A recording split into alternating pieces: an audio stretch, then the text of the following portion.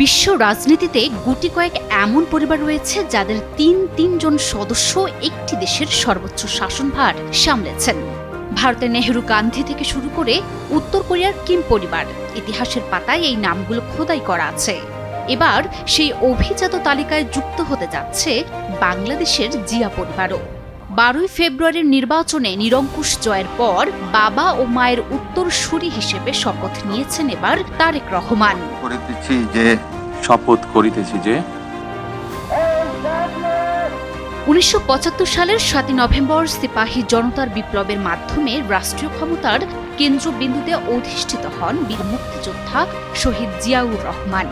সেনাপ্রধান থেকে রাষ্ট্রপতি পদে আসীন হন। 1978 সালে তার হাত ধরেই জন্ম নেয় বাংলাদেশ জাতীয়তাবাদী দল বিএনপি। 1981 সালের 30 মে চট্টগ্রাম সার্কিট হাউসে এক মর্মান্তিক হত্যাকাণ্ডে থামে তার পথ চলা, কিন্তু তার সেই রাজনীতির মশাল নেভেনি।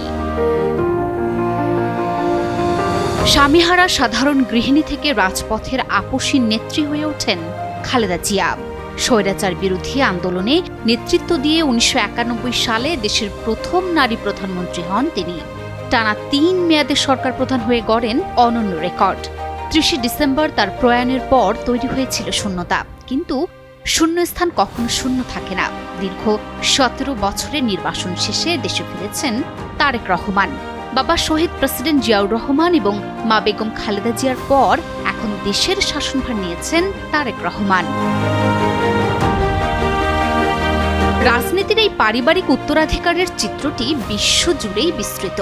ভারতের দিকে তাকালে দেখা যায় নেহরু গান্ধী পরিবারের দাপুটে পদচারণা।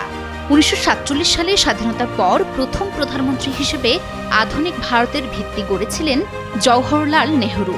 তারই সুযোগ্য কন্যা ইন্দিরা গান্ধী ভারতের প্রথম নারী প্রধানমন্ত্রী হিসেবে ইতিহাস করেন। ইন্দিরা গান্ধীর আকস্মিক মৃত্যুর দিনেই অত্যন্ত নাটকীয়ভাবে রাজনীতিতে অভিষেক ঘটে তার ছেলে রাজীব গান্ধীর।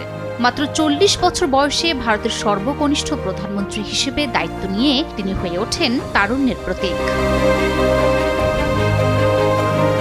একই চিত্র ফুটে ওঠে প্রতিবেশী দেশ পাকিস্তানেও।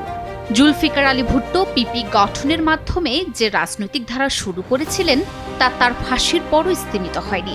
তার উত্তরসূরি হিসেবে বেনজির ভুট্টো কেবল পাকিস্তান নয়, বরং পুরো মুসলিম বিশ্বের প্রথম নারী প্রধানমন্ত্রী হিসেবে আবির্ভূত হন। বর্তমানে বেনজির ভুট্টোর স্বামী আসিফ আলী জারদারি দেশটির প্রেসিডেন্ট হিসেবে সেই পারিবারিক প্রভাবের ধারা বজায় রেখেছেন।